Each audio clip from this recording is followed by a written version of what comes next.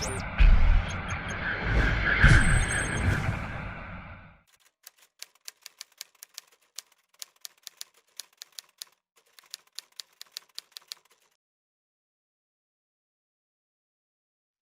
afternoon, everyone. This is Vik Chawla from Fifth Wall.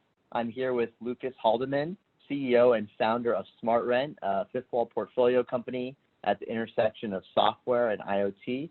It's great to have you here today with us, Lucas. Hey, Vic. Great to be with you. Excited to do it. Thanks. So we'll start with a quick background on your company. Could you please share that background, the inception story of the company, and what led you to found SmartRent? Yeah.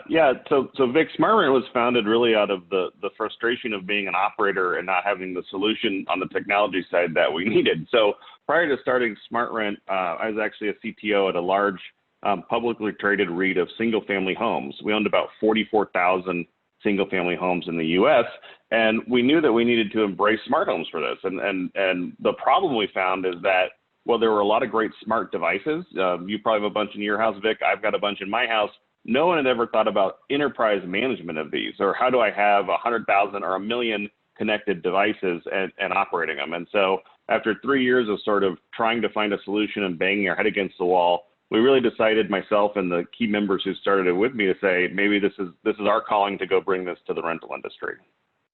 Yeah, for our listeners that aren't aware, could you please briefly explain what SmartRent does and what prompted your pivot from single-family rentals to multifamily?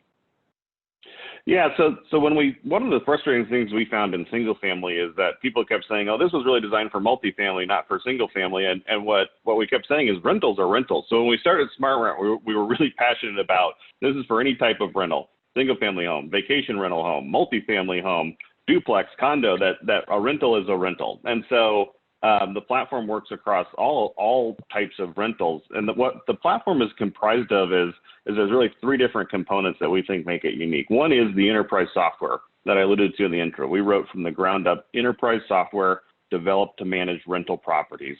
The second piece of it, though, is we actually realized when we rolled out there was a void in some of the hardware needed. So we actually started creating some of our own hardware purpose-built to be in rentals. And then the third leg of our business, which I think is really one of the most unique features, and no one else is followed us in this path, is we knew as operators, if you wanted to get usage of the platform, you couldn't just mail a box of smart home stuff to a property and expect anything to happen. So we stood up our own W-2 employees as installation and trainers. So when we come on property, we bring professional installers and professional trainers. We've seen incredible utilization of the platform, and I really attribute it to that group to that team.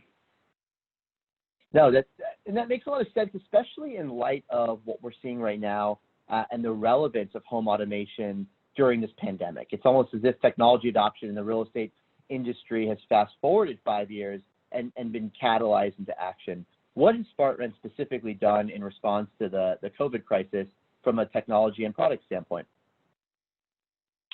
Well, what we've done is put the spotlight. Our traditional business of going into occupied units and making smart communities has, for the safety of residents and our employees, obviously been put on pause.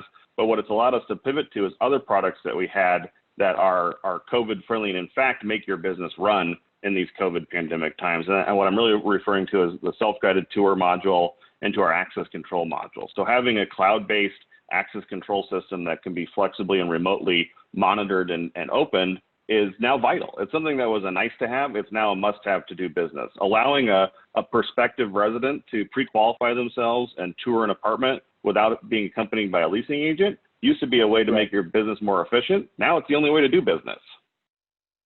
Absolutely. And I imagine, especially in light of the expectations of individuals now that they're going to be evaluating properties on a global basis, this pandemic will catalyze a meaningful amount of people to work from home for at least part of the week. There's now an expectation that your home's technology capacities and enablement is equal to that you see in the office for you to be able to successfully work from home. And I have to believe that the technology that you're developing and the IoT devices themselves are really prerequisites for creating that kind of environment. Yeah, we think they are. I mean, I think you're spot on there that this is, even as a resident profile now, you're not going to be able to do your job without some of these smart devices and some help from these smart systems, and transitioning spaces from living spaces to workspaces, and this sort of fluidity that we haven't needed before, because you literally just left your apartment and went to work. So there wasn't that driving need for it.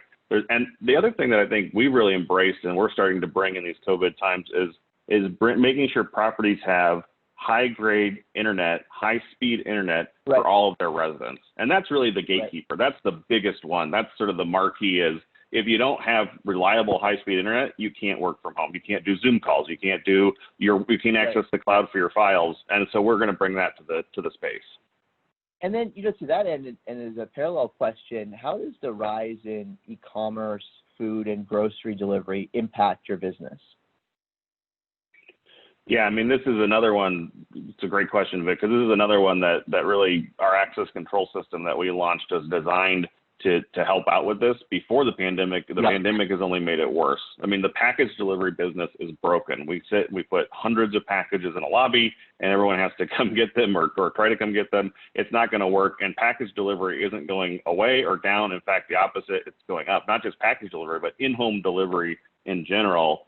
And so without a modern access control system, you as an owner are locked out and now not even providing a safe environment. I mean, it used to be it wasn't a modern environment. Now you question the safety of that environment. And that's part of why we were excited to partner with Amazon on both our B and our C round with them in our corner. We're really working to say, how do we get packages and deliveries into units? That's the only acceptable answer that we feel is out there. Right. And then, the crisis has also shed light upon the evolving relationship between the landlord and the tenant. And do you have any predictions for how this relationship will continue to change and how technology can really play a positive role in that? Yeah. I think if you look at the traditional way in multifamily that we've solved problems, it was by adding people. And that was just simpler. As if there was a problem with package delivery, I'll hire 2 people and they'll just manage all the packages. And the relationship has always been based on that sort of more staff on property, but it's always been kind of a dichotomy because really the owner wants to pull back the staff. They don't really want more staff. They want to try to pull that back. But without having a reason to go invest in technology, it's been hard to get people to move. So this pandemic has been an amazing catalyst for people to embrace change. And I think going forward, what you'll see is a lot lighter touch, a lot more modern experience.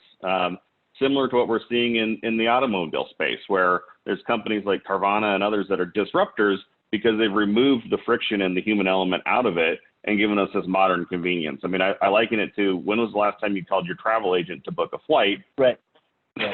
Never, but yet you're still walking on property to talk to a leasing consultant. So I think one of the last businesses, if you look at the classified space, one of the last ones to move is real estate. I think this pandemic is going to be a real force in digitization. No, and I think one of the trends that you and I are excited about specifically here is that this trend has sustenance. A lot of times in moments of change or crisis, you'll see things that develop that eventually, when the pendulum swings back, dissipate, the focus on them dissipates. It really feels, and from the data that we're both seeing, that this particular trend has real sustenance and staying power. And on a post-COVID basis, the expectation for consumers will be that these technologies continue and persist, and developments like your touchless viewing of the properties continues even into the future. Yeah, I think you're absolutely right. We see this as being incredibly durable because what's interesting is we've already seen this before the pandemic. Owners who are embracing this were getting outsized returns. They're leasing more and having longer people staying longer. So it's better for their business. And so what you've seen is it's both better for the company and it's a better living experience. So it's one of those classic, everyone is happy. Why would you go back from that if you've rolled it out? And the real sticking point was a nervousness around change, which as humans we all have. That's a natural thing. This has forced us to kind of get over that in a real macro way. And all at the same time, I think one of the things that amazes me about this is the pace.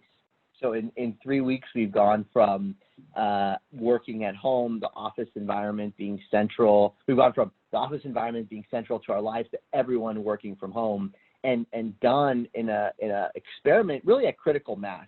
A lot of times I think the contrarian arguments for businesses like SmartRent is, oh, this sounds great for a pilot and a nice to have. And then in 3 weeks, all of these things became need to have, and the experiment was done, with 50%, and actually more than 50% of people who could work from home, working from home. Yeah, it's an incredible time that we're living through. It's there's huge opportunity here for those who can capitalize on it and make the catalyst to be positive. And I think long term it's better for our entire society and keeps us all safer and healthier, which is something I think there will continue to be a focus on for a long time after this. And I think that's another point that you and I talked a lot about, which is this pandemic, and despite the massive human toll and the economic toll, which we're all sensitive to, should increase and democratize people's ability to work from anywhere. Engineers can now apply to work at SmartRent on a global basis, whereas before, just given the nature of the office environment and not through any other intention, created a place where it was always you had to be in the office to be part of the team. And hopefully this pandemic, from a positive standpoint, democratizes people's ability to work at any company if they have the talent, and be able to live anywhere and make living much more of a perk and an amenity within a particular place, and landlords competing for people versus being able to be in a position where everyone had to be in a specific city. And I think the outcome of that will be technologies and products such as those of SmartRent are going to be mission critical to the multifamily and single family landlord of the future, whereas in the past they've been really important to have. Yeah, I totally agree. I think not only on a global scale, but even if you look just around the U.S., where we've sort of seen if you look at sort of the sociology of it, the brain drain from the Midwest to the urban core centers. Why did people leave? Because they needed to get jobs, and that's where the jobs were. A lot of people might say, I don't want to leave my rural area if I can have the same employment opportunities. This could be a massive shift in our environment here. No, and I completely agree with that. And let's end with, you recently announced a $60 million Series C financing, and were named to the Forbes next billion-dollar company list. What are your plans for the future? Talk to us about the products and technologies that you see coming out of SmartRent over the coming decade. Yeah, thanks. So we did close our C round. We feel incredibly grateful to have such a great group of investors backing us, Fifth Wall obviously included in that. But we feel like we've really put together the best possible cap table we could to accelerate our growth. And our future product roadmap is really around how do we bring more products to multifamily. I touched on a little bit earlier, but how do we get high-speed internet to every resident? And so what we realized after sort of 3 years of installing over 100,000 units is we've created a really incredible team of associates who are good at doing complex technical and mechanical projects on site. So our vision for the future is what else can we do while we're there? That's where we've brought the smart parking lot as the next phase of one of our products that we've brought. So not only a smart community and a smart access system, but now your parking is self-monitored. We've also looked at how can we help owners put battery arrays on site. And so we really like these sort of complex, difficult hardware, software combination products that continue to drive ROI for owners. That's our ultimate goal. And that are already adjacent to, the product suite you've built out and are succeeding at. So the modular addition of them is... Yeah, exactly right. Yeah, it sort of just dovetails naturally off what we're already doing. And, I think we look at this as more than just business building. And I know I've talked to you about this in our time together, which is in the technological enablement of the physical assets, specifically the place we live, we work, is a trend that I think in our view will only help society both on a social basis and economic basis over the coming century. And we're, I think both excited to be a small part of that and to continue really helping define what will be the future of the technology landscape in that environment, which there's an intersection of where we live, where we work, and where we play. Yeah, well said, Vic. It's a really exciting time to be doing this and feel like there's an incredible opportunity to make substantial social change in a way that really has never been possible before now. So to everyone watching, Lucas and I are more than happy to talk more about the SmartRent product for the asset owners and managers who may be interested. We think that this is a unique moment in history for this digitization to be catalyzed, and wanted to thank everyone for watching our Fly on the Wall today. Please tune in for the next one, and Lucas, we'll speak soon. All right. Thanks, Vic. Thanks, everyone, for watching.